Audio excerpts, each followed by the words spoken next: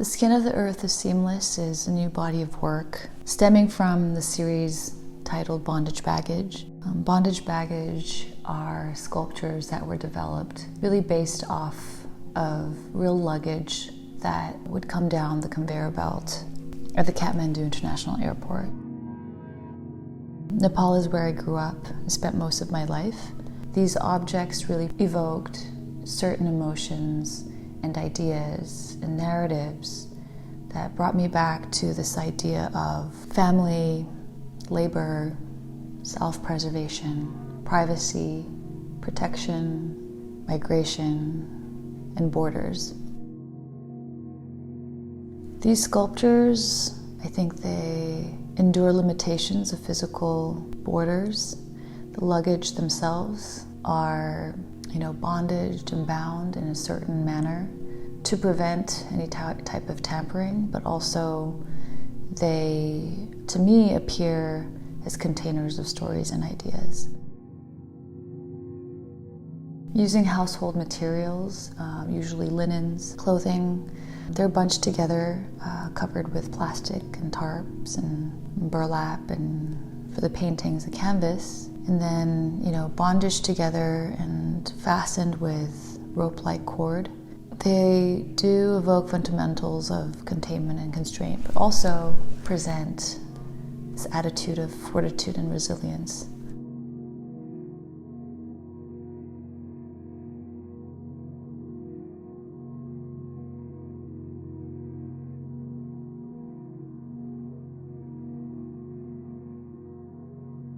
Stemming from these sculptures, I was then able to develop them into different layers of works. One of them developed into the skin of the sculptures are the paintings that are stretched. The canvas layer of the sculpture is painted in ink and left to seep around through the ropes. These ropes are then cut, allowing the skin or the canvas of the sculptures to be unfurled and revealed as the Bondage Baggage paintings. These were the first times I experimented outside of the monochrome using colors. The blue and red resulted in very different energy, and that was exciting to me. They are the negative spaces of the folds and creases and mark making that's created from the bondage baggage process. These paintings are also a vital embodiment of change, mutation, and growth, as they are also evolving into new directions away from the monochrome towards more burst-like compositions, radiating outwards, perhaps a reflection of my, new chapter in life.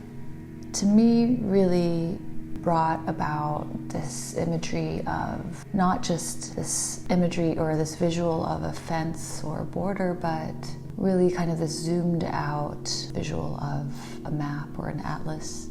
I could relate this painting as a reader to some of these sculptures created in the same room.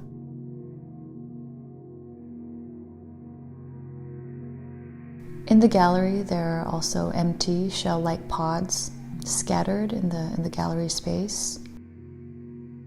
They, to me, are seen as the exoskeletal structures shed during the work's metamorphosis. They remain as fragile subjects, but they do bear the vestiges of the items they once served to protect.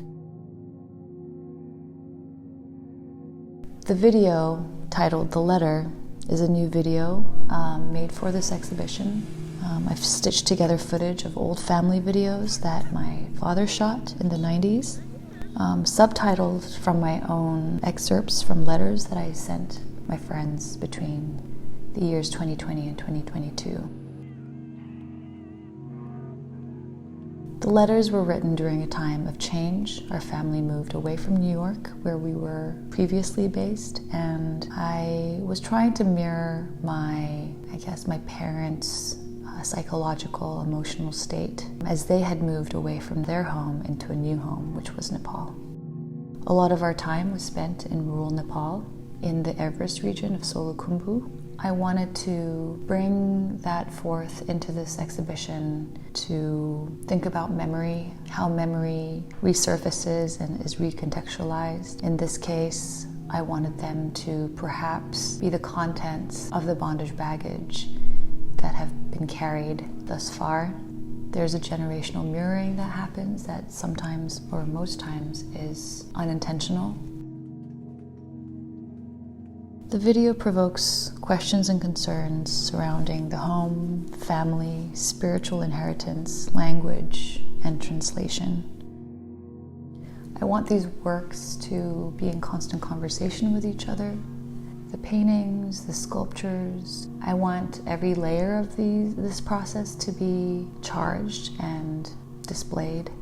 And especially I want the exhibition to center migration as a generative, powerful force for creation.